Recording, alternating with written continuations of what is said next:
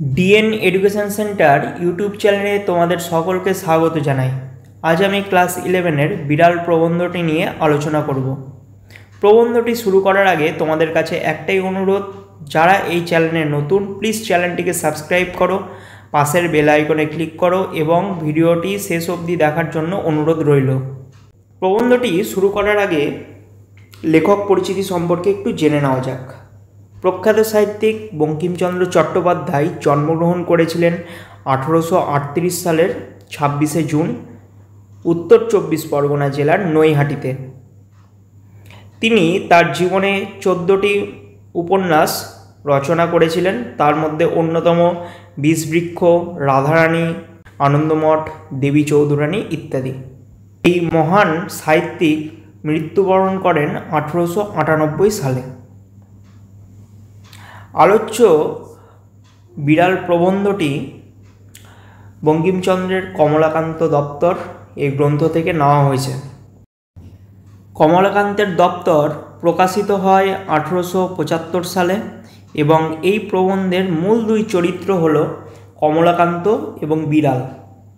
এখানে বঙ্কিমচন্দ্র কিন্তু কমলাকান্ত এবং বিড়ালের প্রতীকরূপে আমাদের সামনে তুলে ধরেছেন। বিড়াল হচ্ছে এখানে শোষিত শ্রেণীর প্রতীক, আর কমলাকান্ত হল আত্মসমর্থনকারী ও ধনতান্ত্রিক সমাজ ব্যবস্থার প্রতিনিধি স্বরূপ। অর্থাৎ কমলাকান্ত এমনই একজন ব্যক্তি যা দরিদ্র শ্রেণীর মানুষদের কাছ থেকে শোষণ করে। প্রবন্ধটি শুরু করা যাক। আমি অর্থাৎ গল্পের অন্যতম মূল চরিত্র কমলাকান্ত শয়নগৃহে চারপাইয়ের উপর বসিয়া হুকা হাতে ঝিমাইতেছিলেন। চারপাইয়ের হচ্ছে খাটিয়া, সেই খাটিয়াতে বসে বসে হুকা হাতে ঝিমাচ্ছিলেন। হুকা কি? হুকা তোমরা পুরোনো দিনের সিনেমাতে দেখতে পাবে, যে নারকেলের মালাই দিয়ে তৈরি নল লাগানো এক প্রকার ধূমপানের জন্য বিশেষ যন্ত্র, সেটা হলো হুকা। আগেকার দিনে গ্রামগঞ্জের মানুষেরা এই হুকাতে তামাক সেবন করত।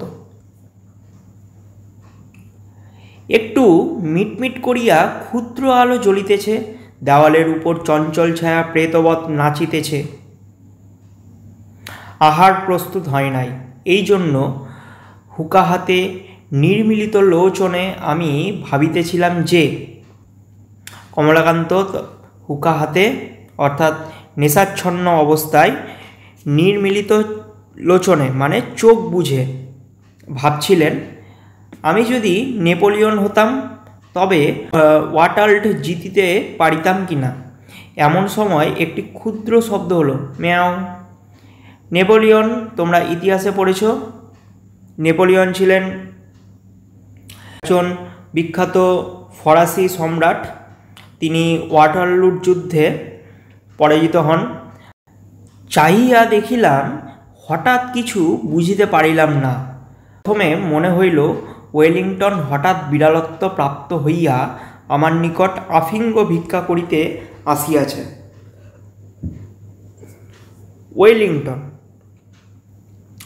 ওয়েলিংটনকে ওয়েলিংটন হলেন প্রথম ডিউক আর্থার ওয়েলিসকে বোঝানো হয়েছে। তিনি ওয়াটারলুর যুদ্ধে সম্রাট নেপোলিয়নকে পরাস্ত করেছিলেন। তাহলে এখান থেকে আমি কি জানলাম? ওয়েলিংটন, যার সম্পূর্ণ নাম ডিউক আর্থার ওয়েলেসলি। ওকে, ওয়াটারলুর যুদ্ধে কিন্তু নেপোলিয়ন পরাজিত হয়েছিলেন এই ওয়েলিংটনের হাতে। নিজেকে নেশাচ্ছন্ন অবস্থাতে ফরাসি সম্রাট নেপোলিয়ন মনে করেছিলেন এই কমলাকান্ত। তিনি নেশাচ্ছন্ন অবস্থাতে ভেবেছেন যে ওয়েলিংটনকে হত্যা করছেন এবং হত্যা করে তার যে আত্মা, সেই আত্মাই কি ম্যাও শব্দটা করেছে এখানে, অর্থাৎ বিড়াল হয়ে গেছে। এটা তার কল্পনাতে বা নেশাগ্রস্ত অবস্থাতে তিনি এটা ভেবেছেন। আফিঙ্গ, আফিঙ্গ মানে হচ্ছে আফিম, একটা নেশা জাতীয় দ্রব্য। প্রথম উদ্যমে পাষাণবোধ কঠিন হইয়া বলিব মনে করিলাম যে ডিউক মহাশয়কে ইতিপূর্বে যথোচিত পুরস্কার দেওয়া গিয়াছে, এক্ষণে আর মাত্রাতিরিক্ত পুরস্কার দেওয়া যাইতে পারে না। বিশেষ অপরিমিত লোভ ভালো নহে। ডিউক বলিল, ম্যাও। তখন চোখ চাইয়া ভালো করিয়া দেখিলাম যে ওয়েলিংটন নহে, একটি ক্ষুদ্র মার্জার। মার্জার শব্দের অর্থ হলো বিড়াল। প্রসন্ন আমার জন্য দুগ্ধ রাখিয়া গিয়াছে। প্রসন্ন গোয়ালিনী কমলাকান্তের জন্য দুধ রেখে গেছে, তাহা নিঃশেষ করিয়া উদরসাৎ করিয়াছে, অর্থাৎ সেই বিড়ালটি দুধটা সম্পূর্ণভাবে খেয়ে নিয়েছে। আমি তখন ওয়াল্টার্ট মাঠে বুদ্ধ রচনায় ব্যস্ত, অত দেখি নাই। এক্ষণে মার্জার সুন্দরী নির্জল দুগ্ধবানে পরিতৃপ্ত হইয়া আপন মনের সুখ এ জগতে প্রকটিত করিবার অভিপ্রায়ে অতি মধুর সুরে বলিতেছেন। ম্যাও বলিতে পারি না বুঝি তাহার ভিতরে একটু ব্যঙ্গ ছিল। বুঝি মার্জার মনে মনে হাসিয়া আমার পানে চাইয়া ভাবিতেছিল, কেহ মরে বিল ছেছে, কেহ খায় কই। বুঝি সে ম্যাও শব্দে এমন একটু মন বুঝিবার অভিপ্রায় ছিল। বুঝি বিড়ালের মনের ভাব, তোমার দুধ তো খাইয়া বসিয়া আছি, এখন বলবো কি? বলি কি, আমি তো ঠিক করিতে পারিলাম না। দুধ আমার বাপেরও নয়, দুধ মঙ্গলার দুইয়াছে প্রসন্ন, অর্থাৎ মঙ্গলা গাভীর দুধ, যেটা দুইয়েছে প্রসন্ন গোয়ালিনী।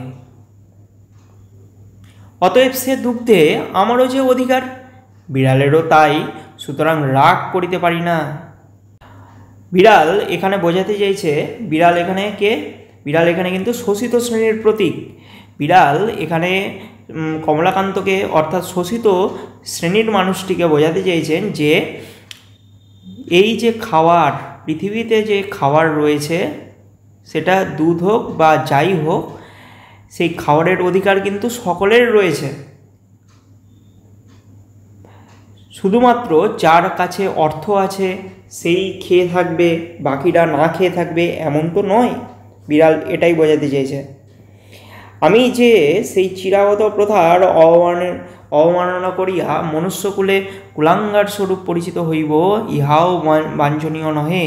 না জানি এই মার্জারি যদি স্বজাতি মণ্ডলে কমলাকান্তকে কাপুরুষ বলিয়া উপহাস করে, অতএব পুরুষের ন্যায় আচরণ করাই বিধেয়।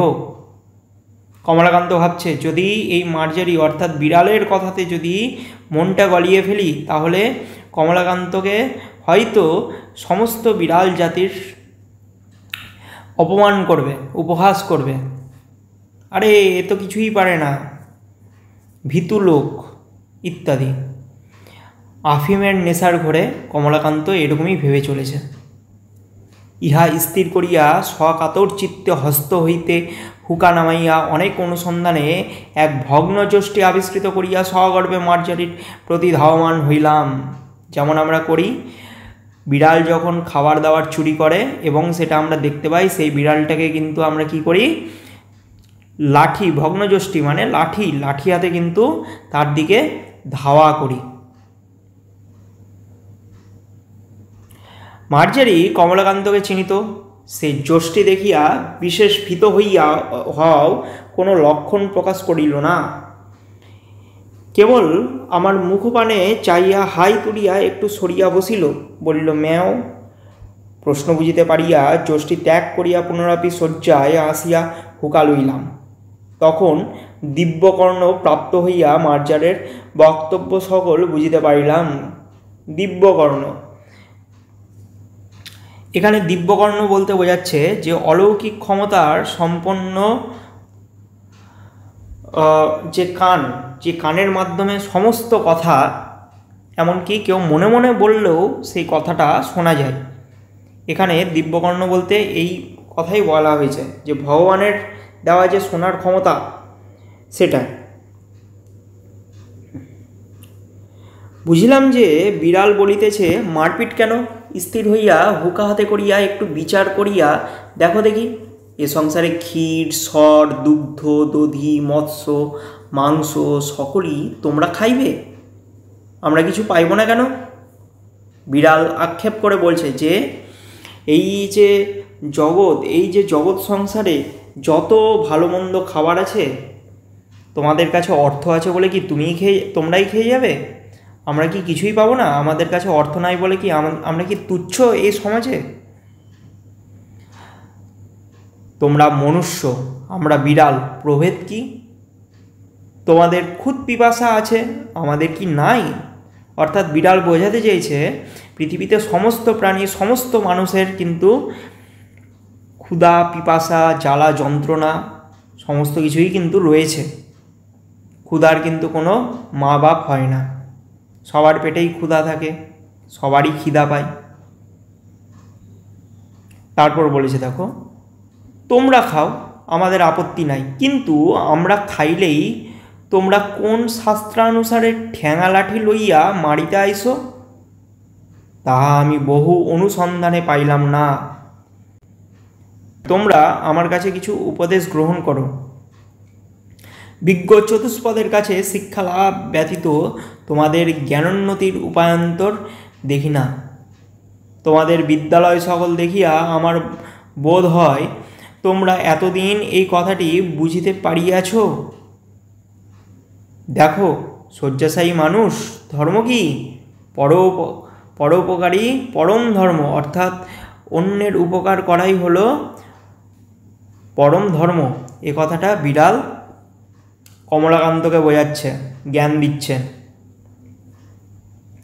বিড়াল কমলাকান্তকে জ্ঞান দিচ্ছে ধর্মটা কি, ধর্ম সম্পর্কে জ্ঞান দিচ্ছে। তারপর, এই দুগ্ধটুকু পান করিয়া আমার পরম উপকার হইয়াছে। তোমার আহরিত দুগ্ধে এই পরোপকার সিদ্ধ হইল, অতএব তুমি সেই পরম ধর্মের ফলভাগী। অর্থাৎ বিড়াল বোঝাতে চাইছে যে তুমি না জেনেই, না বুঝেই বা না চেয়েই,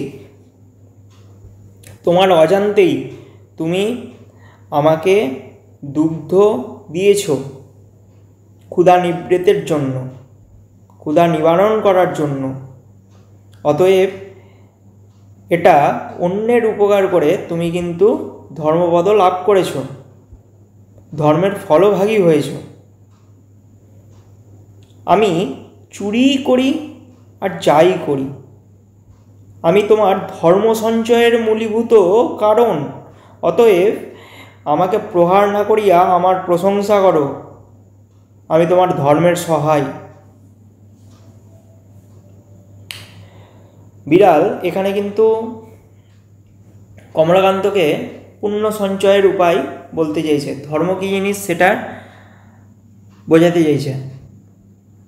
দেখো, আমি চোর বটে, কিন্তু আমি কি সাধ করিয়া চোর হইয়াছি? খাইতে পাইলে কে চোর হয়? দেখো, যারা বড় বড় সাধু চোরের নামে শিহরিয়া উঠেন, তাহারা অনেকে চোর অপেক্ষাও অধার্মিক। তাহাদের চুরি করিবার প্রয়োজন নাই বলিয়াই চুরি করেন, কিন্তু তাহাদের প্রয়োজনাতীত ধন থাকিতেও চোরের প্রতি যে মুখ তুলিয়া চাহেন না, ইহাতে চোরে চুরি করে। চোরের যদি ধনসম্পত্তি থাকতো তাহলে কি চোর কি চুরি করতো? চুরি কিন্তু করতো না। চোরও কিন্তু চুরি করে ক্ষুধা নিবৃত্তির জন্য। অধর্ম চোরের নহে, চোরে যে চুরি করে সে অধর্ম কৃপণ ধনীর চোর দোষী বটে, কিন্তু কৃপণ ধনী তদাপেক্ষা শতগুণে দোষী। চোরের দণ্ড হয়, চুরির মূল যে কৃপাণ তাহার দণ্ড হয় না কেন? দেখো, আমি প্রাচীরে প্রাচীরে ম্যাও ম্যাও করিয়া বেড়াই, কেহ আমাকে মাছের কাঁটাখানাও ফেলিয়া দেয় না। মাছের কাঁটা, পাতের ভাত নর্দমায় ফেলিয়া দেয়, জলে ফেলিয়া দেয়, তথাপি আমাকে ডাকিয়া দেয় না। আমরা কি করি? পাতে যদি ভাত বেঁচে যায়, আমরা কুকুর বা বিড়ালকে খেতে না দিয়ে বা সেই ভাতটা কী করি, আমরা ফেলে দিই, ড্রেনে ফেলি, এমনকি মাছের কাঁটা টাটা যেখানে সেখানে ফেলে দিই, জলে ফেলি। অথচ খুব কমজনই যারা বিড়াল কুকুর টুকুর পোষে তারা কিন্তু ডেকে কুকুর বিড়ালকে খাওয়ায়। বাঁচার অধিকার সবারই আছে, খিদা কিন্তু সবারই পায়। তোমাদের পেট ভরা আমার পেটের ক্ষুধা কি প্রকারে জানিবে? হাই দরিদ্রের জন্য ব্যতীত হইলে তোমাদের কি কিছু অগৌরব আছে? আমার মতো দরিদ্রের ব্যথায় ব্যথিত হও। বিড়াল বলছে যে আমি দরিদ্র, আমি খেতে পাই না, আমাদের ব্যথায় তুমি সমব্যথী হও। লজ্জার কথা সন্দেহ নেই যে কখনো অন্ধকে মুষ্টি ভিক্ষা দেয় না, অর্থাৎ এক মুঠা ভিক্ষা যে অন্ধকে কোনোদিনও দেয়নি, সেও একটা বড় রাজা ফাপড়ে পড়িলে রাত্রে ঘুমায় না, সকলের পরে ব্যথায় ব্যথিত হইতে রাজি। তবে ছোট লোকের দুঃখে কাতর কে হইবে? দেখো, যদি অমুক শিরোমণি কি তমুক ন্যায়ালঙ্কার আসিয়া তোমার দুধটুকু খাইয়া যাইতেন, তবে তুমি কি তাহাকে ঠ্যাঙা লইয়া মারিতে আসিতে?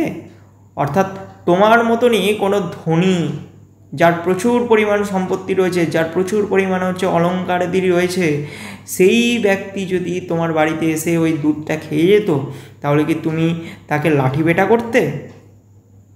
করতে না তো? বরং জোর হাত করিয়া বলিতে, আর একটু কি আনিয়া দেব? আমাদের বাড়িতে যখন কোনো গেস্ট আসে তখন কিন্তু আমরা মন্ডা মিঠাই থালাতে সাজিয়ে তাকে কিন্তু আপ্যায়ন করি। অথচ বাড়িতে কোনো যদি বিড়াল চুপচুপ করে যদি ঢুকে যায়, তাহলে আমরা কি করি? সেই বিড়ালটিকে ভালো মন্দ খেতে না দিয়ে আমরা কিন্তু দূর দূর করে তাড়িয়ে দিই।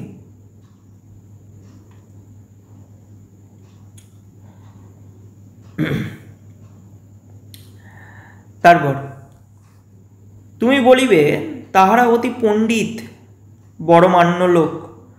পণ্ডিত বা মান্য বলিয়া কি আমার অপেক্ষা তাহাদের ক্ষুধা বেশি? তা তো নয়। তেলা মাথায় তেল দেওয়া মনুষ্য জাতির রোগ, দরিদ্রের দুঃখ কেহ বোঝে না। যে খাইতে বলিলে বিরক্ত হয়, তাহার জন্য ভোজের আয়োজন করো, ক্ষুধার জ্বালাই বিনা আহ্বানেই তোমার অন্ন খাইয়া ফেলে। চোর বলিয়া তাহার দণ্ড করো, ছি। আর যে ভোজবাড়ি বা কোনো কারো যদি পেট ভরা থাকে, বাড়িতে কোনো অতিথি আসতে গেলে তাকে কিন্তু আমরা জোর করে খাওয়াই। অথচ ক্ষুধার জ্বালাতে যখন কোনো চোর চুরি করে এবং চুরির পর যদি ধরা পড়ে, তাহলে কিন্তু আমরা তাকে দণ্ড শাস্তি দিই, লোকে ছি করি।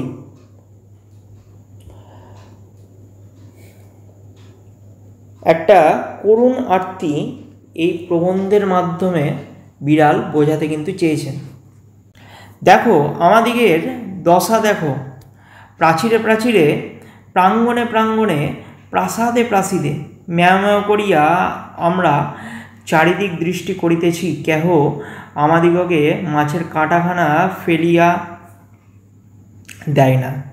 যদি কেহ তোমাদের সোহাগের বিড়াল হইতে পারিল, গৃহমার্জার হইয়া বৃদ্ধের নিকট যুবতী ভার্যার সহদর ও বা মূর্খ ধনীর কাছে শতরঞ্চ খেলোয়াড়দের স্থানীয় হইয়া থাকিতে পারিল, তবেই তাহার পুষ্টি। অর্থাৎ কোনো পোষা বিড়াল, কারো বাড়ির পোষার বিড়াল যেরকম হৃষ্টপুষ্ট হয় খেয়ে দেয়ে, সেই রকম কিন্তু পাড়ার বিড়ালগুলো কিন্তু হৃষ্টপুষ্ট হয় না। তারা কিন্তু অর্ধেক পেটে খিদা নিয়েই কিন্তু দিন রাত্রেও ঘুরে বেড়ায়, খাওয়ার পেলে খায়, না পেলে খায় না, অনাহারেই মাঝে মাঝে তাদের কিন্তু দিন কাটে। এটা তোমরা খেয়াল করবে, বুঝতে পারবে। যাদের বাড়িতে পোষা বিড়াল আছে তাদের চেহারা কিন্তু বেশ শক্তপোক্ত, বেশ নাদুস নুদুস চেহারা, কিন্তু পাড়ার বিড়ালগুলো কিন্তু সেরকম নাদুস নুদুস চেহারাওয়ালা নয়। তাহার লেজ ফুলে গায়ে লোম হয়, এবং তাহাদের রূপের ছটা দেখিয়া অনেক মার্জার কবি হইয়া পড়ে। অর্থাৎ তাদের যে রূপ জৌলস যে বেড়ে যায় পোষা বিড়ালগুলোর, সেই রূপের ছোঁয়াতে অনেক অনেক কিন্তু লেখক কবিও হয়ে ওঠে, বিভিন্ন কবিতা কিন্তু রচনা করেন।